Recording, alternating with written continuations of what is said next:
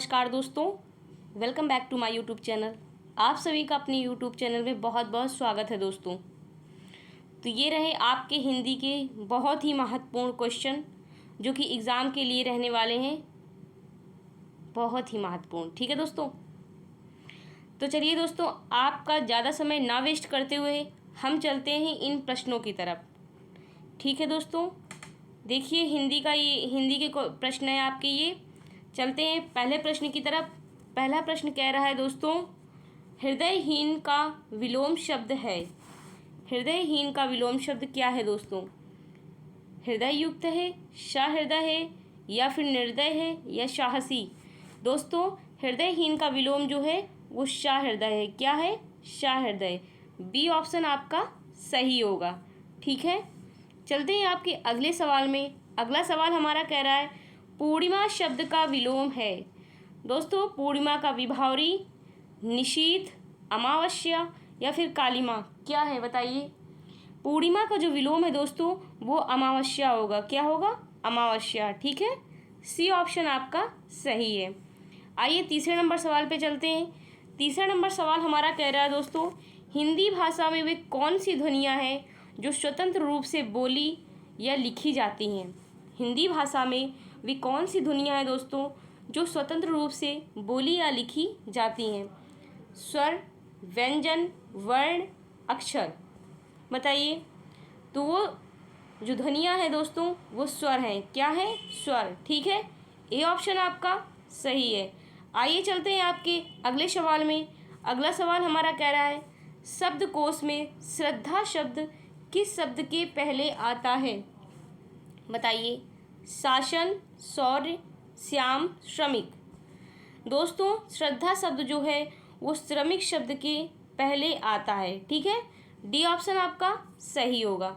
आइए अगले सवाल की तरफ। अगला सवाल 5वां नंबर हमारा सवाल है दोस्तों, जिसकी इच्छा पूर्ण हो गई हो के लिए एक शब्द है। बताइए, जिसकी इच्छा पूर्ण हो गई हो उसके लिए आप एक शब्द क्या बताएंगे? तृप्त है, तृप्ति है, या फिर तृष्णा है, या फिर इनमें से कोई भी नहीं? दोस्तों, जिसकी इच्छा पूर्ण हो गई हो उसके लिए जो एक शब्द में कहेंगे हम उसे तृप्त कहेंगे। क्या कहेंगे? तृप्त। ए ऑप्शन आपका सही है। ठीक है, आइए आपके नेक्स्ट सवाल की तरफ चलते हैं। अगला सवाल हमारा कह रहा है, तत्सम शब्द बताइए। बताइए तत्सम शब्द। इनमें से मतलब ये जो तत्सम शब्द बताना है इन चारों ऑप्शनों में दोस्तों तत्सम शब्द कौन सा है? ठीक है, आशा है, आलस्य है, या फिर आस है, या फिर आदेश है? दोस्तों, जो तत्सम शब्द है वो क्या है? आशा है। ठीक है, ए ऑप्शन आपका सही होगा। आइए अगले सवाल की तरफ। अगला सवाल में भी तत्सम शब्द ही बताना है दोस्तों। बताइए। कटुक, कषाय, कपूर, कर्पूर? बताइए, इसमें तत्सम शब्द क्या है दोस्तों? इसमें तत्सम शब्द जो है ये कर्पूर है। ठीक है, डी ऑप्शन आपका सही हो जाएगा। कर्पूर का तद्भव क्या हो जाएगा? कपूर। देखिए, जो कि ऑप्शन नंबर सी में लिखा हुआ है। ठीक है दोस्तों, ये कर्पूर का जो तद्भव रूप है वो कपूर होगा। ठीक है, आइए अगले सवाल में। अगला सवाल हमारा कह रहा है, आग का तत्सम बताइए। दोस्तों, इसमें भी आग का तत्सम बताना है आपको, तत्सम शब्द ही बताना है। लिखा है अकौआ, अकौआ लिखा है, और उसके बाद लिखा है अर्क, फिर अर्कज, अकर्ज लिखा है, सॉरी अकर्ज। इनमें से कोई भी नहीं। बताइए दोस्तों, आग का तत्सम क्या होगा? बी ऑप्शन आपका सही होगा दोस्तों। क्या होगा? अर्क होगा। ठीक है, बी ऑप्शन आपका सही है। चलिए आपके 9वें नंबर सवाल पे। 9वां नंबर सवाल कह रहा है दोस्तों,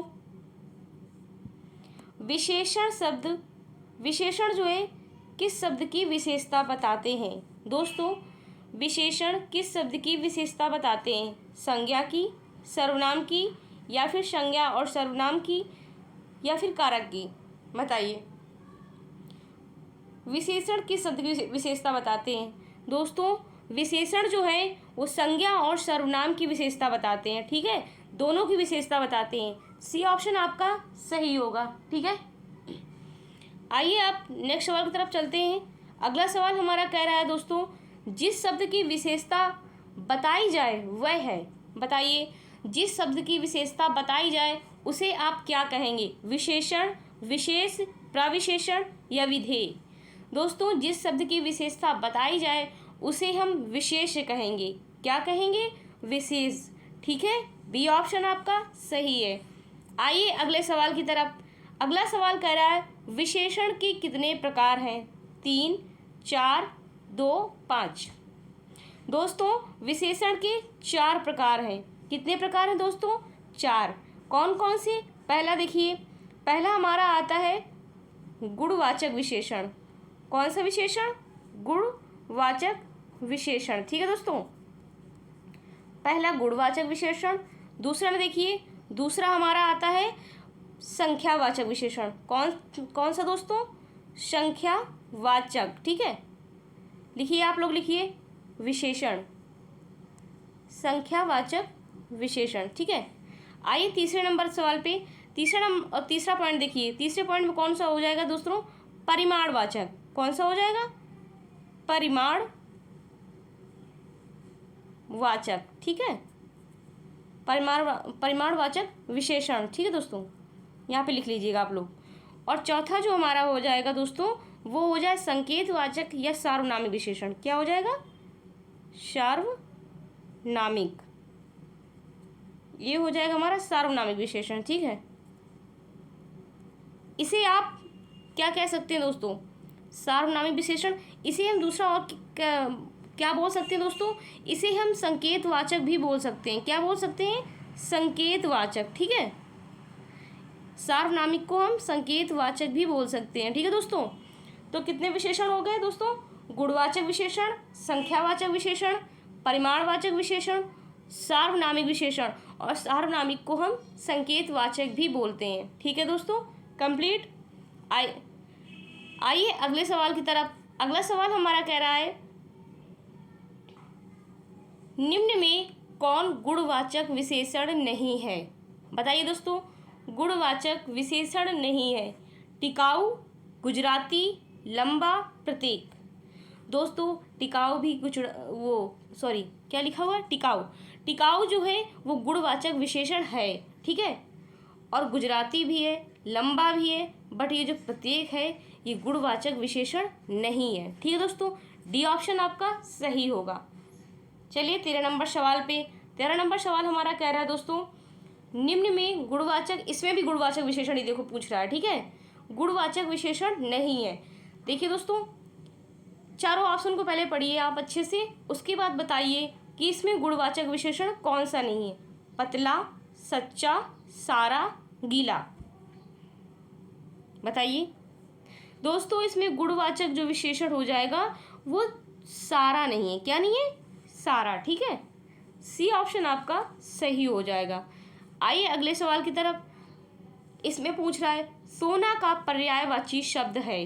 बताइए दोस्तों, सोना का पर्यायवाची शब्द क्या होगा? रजत, तांबा, हाटक या अनल। बताइए, जो सोना का पर्यायवाची शब्द है दोस्तों वो हाटक हो जाएगा। क्या हो जाएगा? हाटक। अगर मैं आपसे पूछूं तांबा का तत्सम क्या हो जाएगा दोस्तों, तो क्या बताएंगे आप? ताम्र बताएंगे। क्या बताएंगे? ताम्र। ताम्र कैसा वर्ड है? तत्सम वर्ड। ठीक है दोस्तों, तत्सम शब्द है। अगर मैं आपसे अनल का पर्यायवाची पूछूं तो अनल किसका पर्यायवाची है? आग का है। ठीक है, किसका है? आग का। ये पर्यायवाची है। ठीक है दोस्तों, क्या है? पर्यायवाची। ठीक है, चलते हैं आपकी अगले सवाल की तरफ। अगला सवाल हमारा क्या कह रहा है? कह रहा है राजा का पर्यायवाची शब्द है। अब बताइए दोस्तों, राजा का पर्यायवाची शब्द क्या होगा? दोस्तों, करवाल, रंक, भूप या दिव्य। दोस्तों, राजा का जो पर्यायवाची शब्द है वो क्या हो जाएगा? भूप हो जाएगा। ठीक है, सी ऑप्शन आपका सही हो जाएगा। भूप की जगह पे हम नरेश भी कर सकते हैं। क्या कर सकते हैं? नरेश भी हो सकता है, नप भी हो सकता है। ठीक है, ये राजा का पर्यायवाची है। और ये जो रंक लिखा है ये विलोम शब्द है। क्या है? विलोम है। किसका? राजा का विलोम रंक होगा। ठीक है, राजा का विलोम शब्द क्या हो जाएगा दोस्तों? अगर राजा का विलोम पूछे तो रंक हो जाएगा। ठीक दोस्तों, आते हैं अगले सवाल में। अगला सवाल हमारा कह रहा है दोस्तों पुनर्नियोजन में उपसर्ग है। बताइए, पुनर्नियोजन में उपसर्ग क्या होगा? पूर्व होगा या फिर पुनर होगा? दोस्तों रा में हलंत जरूर लगेगा, ठीक है। इसमें देखिए, इसमें लगाइएगा आप लोग। पुनर हो जाएगा या फिर पुरुष होगा या फिर पूरा होगा, बताइए क्या होगा इसमें। दोस्तों पुनर्नियोजन में जो उपसर्ग है वो पुनर होगा, क्या होगा, पुनर, ठीक है। बी ऑप्शन आपका सही है। आइए अगले सवाल की तरफ। अगला सवाल कह रहा है मिलनसार शब्द में कौन सा प्रत्यय है। आ प्रत्यय है, रा है, सार है या फिर आर है।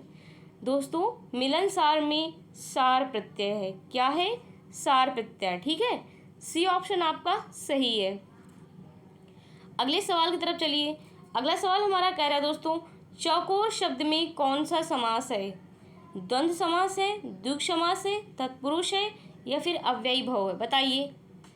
बताइए दोस्तों चौकोर शब्द में कौन सा समास है। कौन समास है, द्विगु समास है, ठीक है। बी ऑप्शन आपका सही है। आइए 19 नंबर सवाल पे। 19 नंबर सवाल हमारा कह रहा है दोस्तों ठन ठन गोपाल मुहावरे का अर्थ है, बताइए। कहते नहीं है तुम तो ठन ठन गोपाल हो, है ना। लोग हमेशा बोल देते जैसे किसी के पास कुछ नहीं होता तो कहते तुम तो बने बनाए ठन ठन गोपाल हो। ठन ठन गोपाल मतलब जिसके पास कुछ भी ना होना, एक तरह से, ठीक है दोस्तों। ठन ठन गोपाल उसे कहते हैं। तो इसमें देखिए ऑप्शन देखिए पे क्या दे रहा है। इसमें ऑप्शन कह रहा है आपका दोस्तों धनवान, खोखला, शक्तिशाली या फिर इनमें से कोई भी नहीं। दोस्तों ठन ठन गोपाल का जो मुहावरे का जो अर्थ है वो होता है खोखला, क्या होता है, खोखला।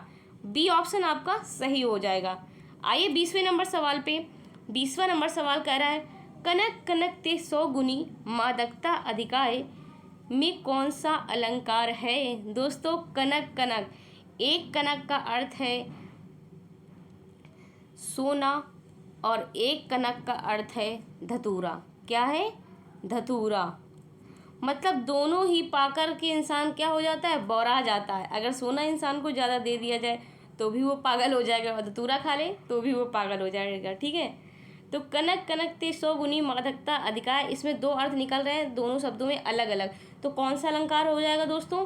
ए ऑप्शन कर रहा है संदेह, यमक, अनुप्रास, इनमें से कोई भी नहीं, बताइए। दोस्तों इसमें हो जाएगा यमक अलंकार। कौन सा अलंकार, यमक अलंकार, ठीक है दोस्तों। बी ऑप्शन आपका सही है। आइए अगले नंबर सवाल पे। अगला नंबर सवाल कर रहा है सर्वोदय का संधि विच्छेद है। सर्वा प्लस उदय, सर्व प्लस उदय, सर्वो प्लस उदय या फिर सर्वो, इसमें भी सर्वो प्लस नहीं दोस्तों। सी में लिखा है सर्वो प्लस दय और डी में लिखा है सर्वो प्लस उदय, ठीक है।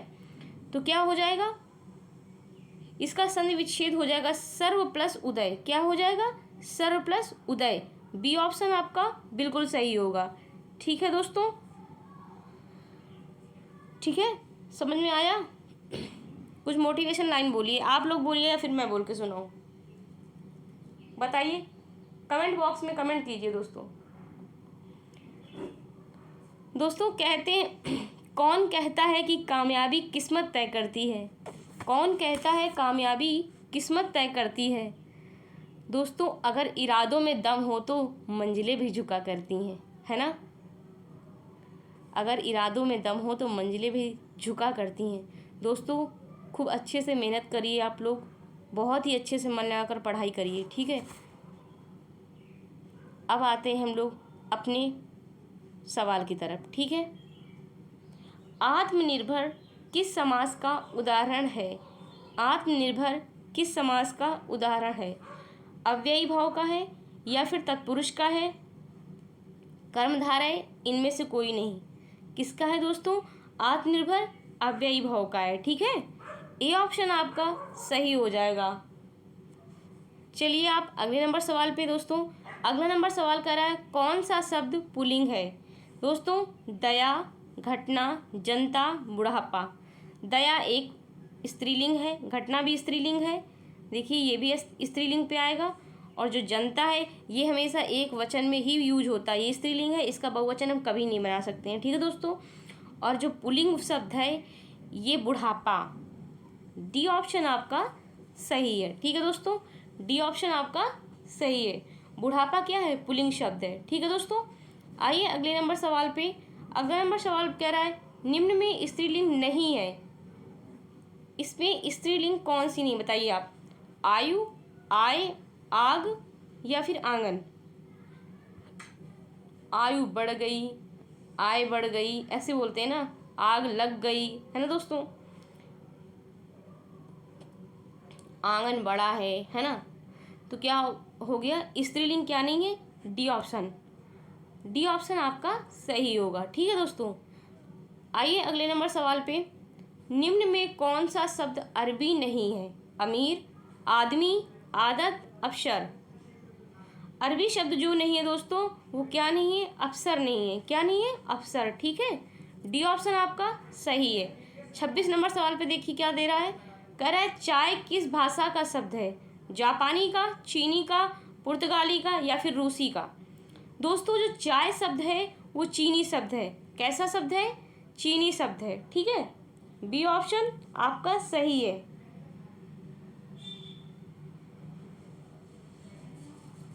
बताइए कौन सा ऑप्शन सही है इसमें, बी ऑप्शन सही है। ठीक है दोस्तों, आइए अगले नंबर सवाल पे। अगला नंबर सवाल कह रहा है दानवीर शब्द में कौन सा समास है? दानवीर शब्द में कौन सा समास है दोस्तों? कर्मधारय, तत्पुरुष, अव्ययीभाव या फिर इनमें से कोई भी नहीं। दोस्तों दानवीर में जो समास है वो हमारा कौन सा है, तत्पुरुष है। ठीक है, बी ऑप्शन आपका राइट है। ठीक है दोस्तों, 28 नंबर देखिए सवाल। 28 नंबर सवाल हमारा कह रहा है नजराना में प्रत्यय है। नजराना में कौन सा प्रत्यय है? अन प्रत्यय है, आना प्रत्यय है या फिर ना या फिर ना। ये न लिखा है दोस्तों, ना, और ये ना लिखा है, बड़ा की मात्रा लगी है ना। तो कौन सा प्रत्यय हो जाएगा दोस्तों नजराना में? आना प्रत्यय हो जाएगा। क्या हो जाएगा, आना। ठीक है, बी ऑप्शन आपका सही होगा दोस्तों। ठीक है, देखिए इसमें बताइए क्या लिखा है। इसमें लिखा है दोस्तों नाक कान में समास है। नाक कान में कौन सा समास है दोस्तों? तत्पुरुष, द्विगु समास, द्वंद्व समास या फिर कर्मधारय समास। दोस्तों नाक कान में हमारा कौन सा समास हो जाएगा? द्वंद्व समास हो जाएगा। ठीक है, इन दोनों के बीच में योजक चिन्ह जो लगा है ना, ये देखिए, जैसे नाक कान ऐसे बीच में जो योजक चिन्ह लगा हुआ है ना, ये वाला चिन्ह, जहाँ पर ये वाला मिले चिन्ह दिमाग लगा जाइएगा दोस्तों, द्वंद्व समास होता है। ठीक है, जैसे नाक कान हो गया, या फिर आप इस तरह समझ लें माँ बाप, या फिर दाल भात, ऐसे दिन रात, आदान प्रदान होता है ना, बीच में ऐसे जो वर्ड आते हैं वो हमारे किस समास के अंतर्गत आते हैं दोस्तों? द्वंद्व समास के अंतर्गत आते हैं। ठीक है, आइए अगले नंबर सवाल पे देखिए। ये रहा हमारे वीडियो का आखिरी सवाल दोस्तों। ठीक है, ये हमारी वीडियो का आखिरी सवाल है दोस्तों। बहुत ही अच्छे से पढ़िए। अगर आपको हमारी वीडियो पसंद आती है दोस्तों तो इस पर कमेंट किया करिए और अपने दोस्तों को शेयर करें, और मेरी वीडियो को लाइक करें, शेयर करें, और वीडियो पसंद आती हो दोस्तों तो मेरे चैनल को सब्सक्राइब ज़रूर करें। ठीक है दोस्तों, संयुक्त को छोड़कर देखिए, अच्छा हम आते हैं अपने सवाल की तरफ दोस्तों। चलिए